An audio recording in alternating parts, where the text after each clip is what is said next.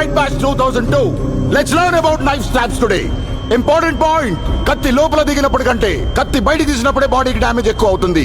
In case you get stabbed, me opponent ని కత్తి మాత్రం బయటకు లాగనీయొద్దు. You got that?